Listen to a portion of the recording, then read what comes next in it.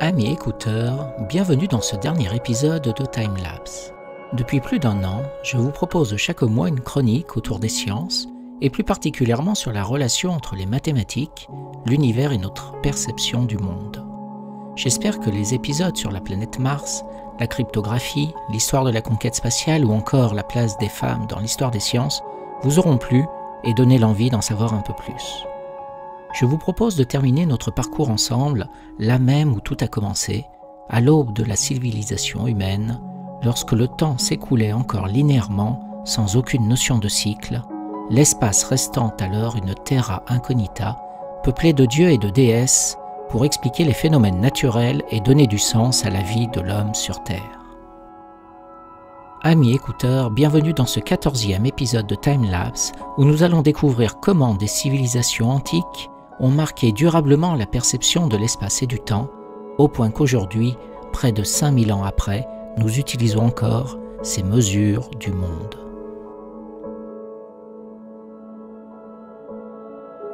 Tout au long de notre histoire, l'homme a mis en place des stratégies pour mesurer. Celles-ci lui ont permis de mesurer la planète sur laquelle il vit, mais aussi l'espace proche ou lointain, ou encore le temps. Les êtres humains, dès leur naissance, apprennent à se situer dans l'espace et dans le temps en comparant les tailles, les distances, les objets. Ainsi, dès la naissance, l'homme apprend à mesurer. Il a dû inventer des unités de mesure adaptées. Avec le temps, l'essor du commerce et de la mondialisation a mis en évidence l'existence d'un grand nombre d'unités de mesure locales, différentes, et il a fallu unifier celles-ci à l'aide d'étalons universels. Si le langage est né du besoin de communiquer, quelle est l'origine des mathématiques? Quels étaient les besoins qui les ont engendrés? Compter, dénombrer pour identifier une quantité, établir un certain ordre dans leur activité et comparer.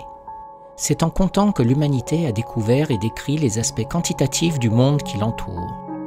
Compter les membres d'un groupe, d'un bien, nombre de bêtes dans un troupeau, et bien entendu, compter les jours pour établir une durée et une périodicité.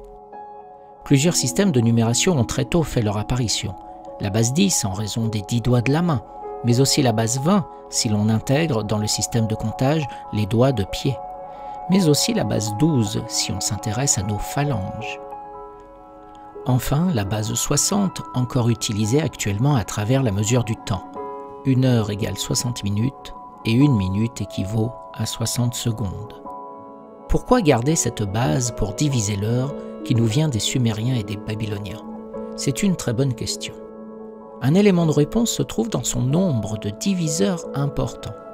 En effet, 60 se divise par les nombres 1, 2, 3, 4, 5, 6, 10, 12, 15, 20, 30 et enfin 60. Ainsi, la base 60 propose un nombre efficace de partage et de répartition possible. Pour illustrer ce propos, on peut ainsi découper l'heure en périodes de demi-heure, quart d'heure, mais aussi faire des tranches de 20 minutes, de 10 minutes, de 5 minutes, 2 ou encore 1 minute. Cette fragmentation de l'heure permet ainsi de se repérer précisément dans le temps.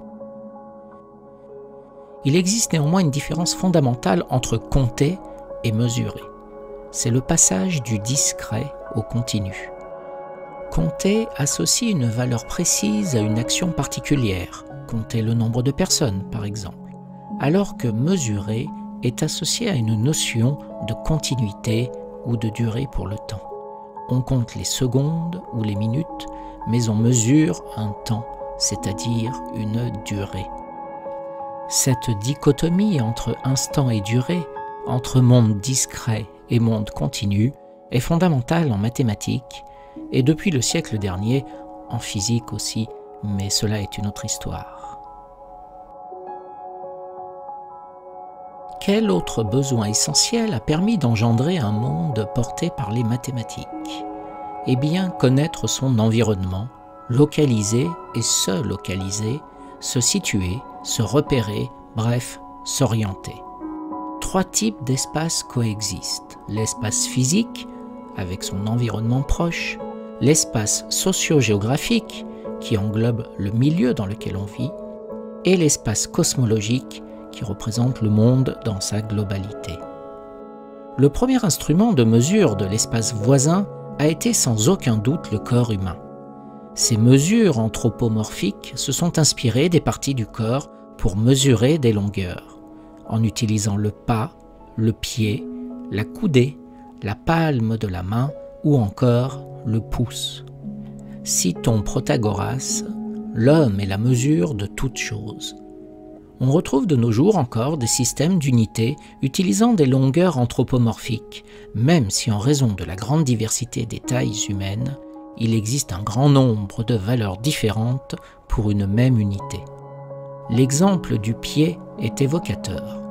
Mais de quel pied parle-t-on quand on exprime une longueur en pied? Il existe plus de 35 pieds de référence dans l'histoire. Le pied sumérien, égyptien, romain, mais aussi le pied de roi français, qui d'ailleurs sera modifié par Colbert lors de la Réforme en 1668. Mais il y a aussi le pied de roi napoléonien, établi en 1812 et valant 1/3 de mètre. Et enfin le pied anglais plus connu, utilisé fréquemment pour des longueurs entre 50 cm et 5 mètres. Mais le pied français fait un pied de nez, si je puis dire, à son homologue anglais en restant utilisé dans le monde de l'art. Peu de personnes savent que la hauteur de la tour Eiffel provient justement de ce pied français. On appelait cette tour la tour de 1000 pieds. Une autre manière de mesurer une distance, c'est d'utiliser le temps et non pas l'espace.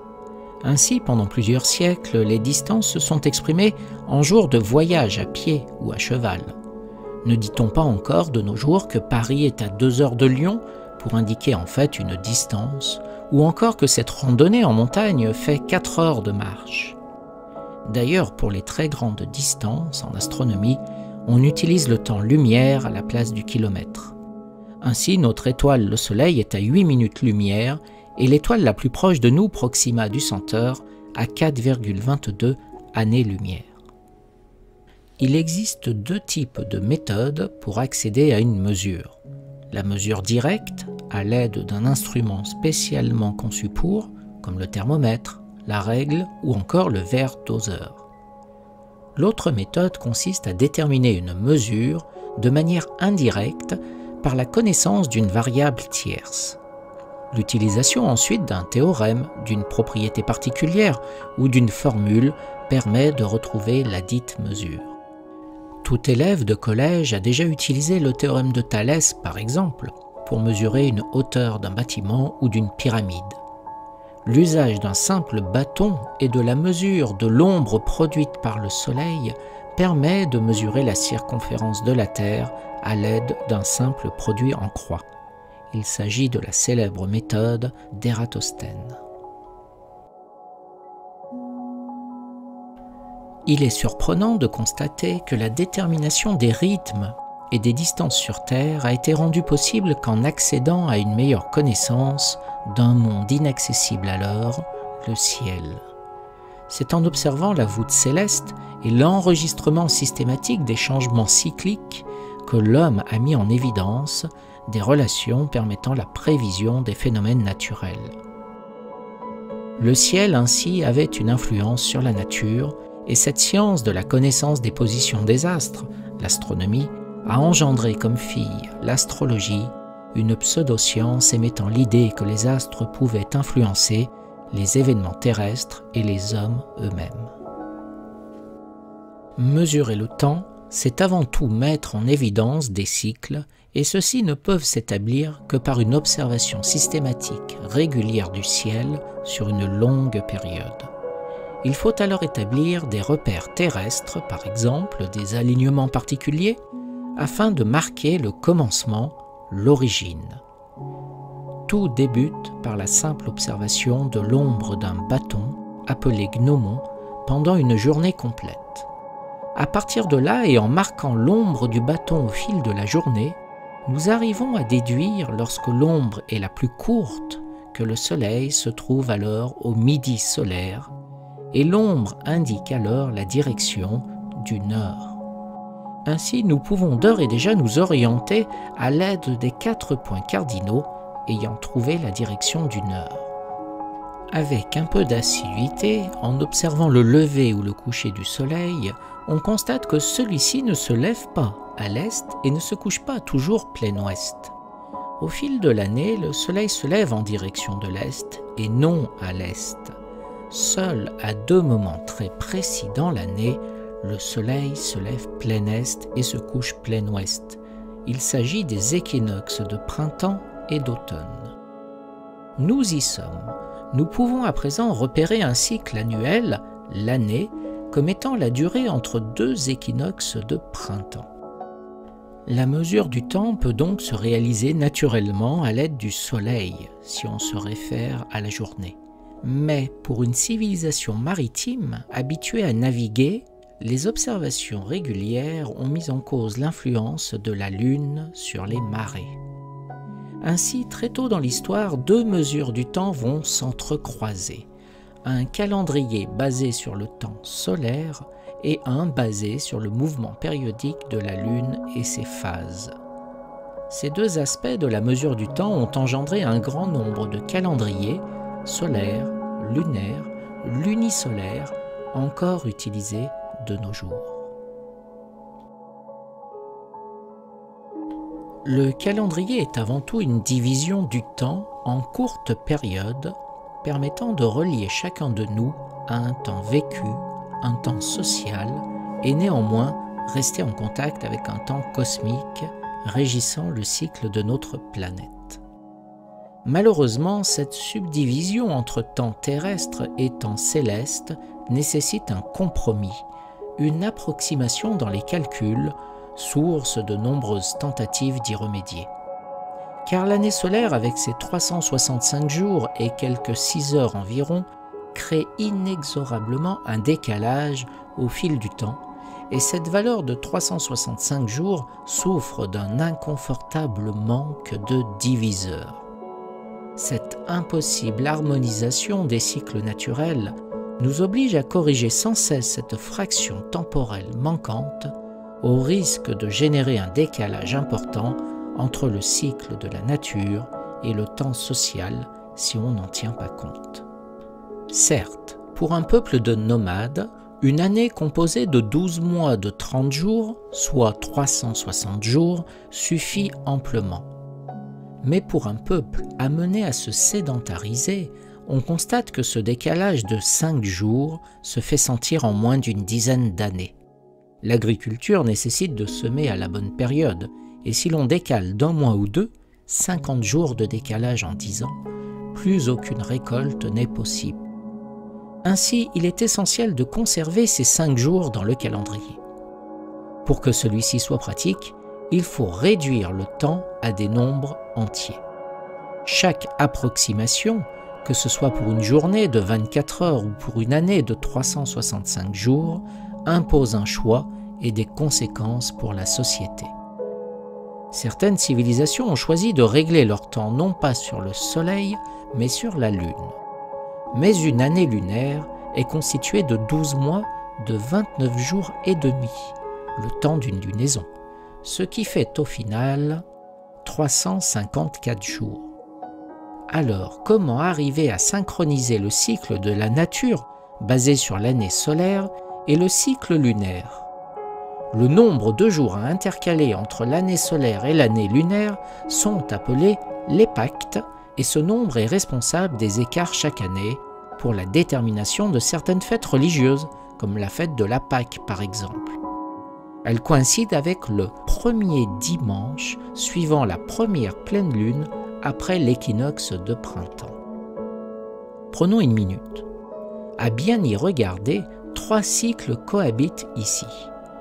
L'année solaire avec l'équinoxe de printemps, l'année lunaire avec la pleine lune, et enfin le cycle des semaines avec le premier dimanche. Il ne faut pas s'y méprendre, c'est un véritable casse-tête et une formule mathématique complexe existe pour déterminer précisément cette date de Pâques. D'autres exemples pourraient être cités, comme la date précise du début du Ramadan ou le Nouvel An chinois. Ces dates sont elles aussi calculées en superposant là encore le cycle lunaire et le cycle solaire. Ajuster le calendrier lunaire de 354 jours au calendrier solaire de 365 jours et 6 heures a été réalisé très tôt par un astronome grec resté à juste titre célèbre pour ce travail délicat, Méton d'Athènes, au 5e siècle avant notre ère.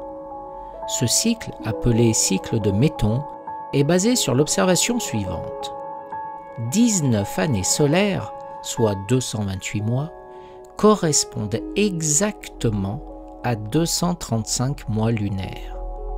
Ainsi, il suffit d'intercaler 7 mois dans la période des 19 années, 228 plus 7 donne bien 235 mois, pour synchroniser les deux calendriers. On arrive alors au cycle de Méton suivant. Un cycle de 19 ans comporte 12 années de 12 mois et 7 années de 13 mois.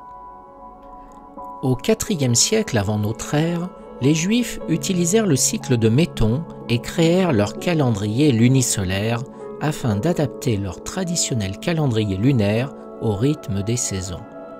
Avec le temps, la date de la Pâque juive, commémorant l'exode hors d'Égypte au printemps, avait une fâcheuse tendance à se décaler et l'orge nécessaire au rite de fête traditionnel ne poussait plus à cette période, rendant ce rituel impossible à réaliser. Il fut donc décidé d'appliquer le cycle de Méton et de positionner les 7 années de 13 mois à la 3e, 6e, 8e, 11e, 14e, 17e et 19e année. Ces années de 13 mois sont appelées des années embolismiques et comportent en moyenne 29,5 jours x 13, soit 383 jours. Le calendrier hébraïque est donc un calendrier composé d'années solaires, de mois lunaires commençant avec la nouvelle lune et de semaines de 7 jours commençant le dimanche. Afin de tenir compte de la lunaison de 29 jours et demi, on alterne les mois de 29 et de 30 jours sur l'année. Enfin, pour finir sur ce calendrier, la journée elle-même commence au coucher du soleil. Pour faciliter les activités sociales, elle débute aujourd'hui officiellement à 18 h. Ainsi, le jeudi à 18 h marque le commencement de la journée du vendredi.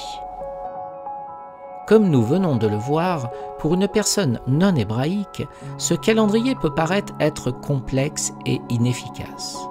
Pourtant, en reliant les cycles naturels par le soleil, les activités humaines par la lune et les offices religieux par les textes sacrés, ce calendrier relie bien l'homme au ciel et au divin.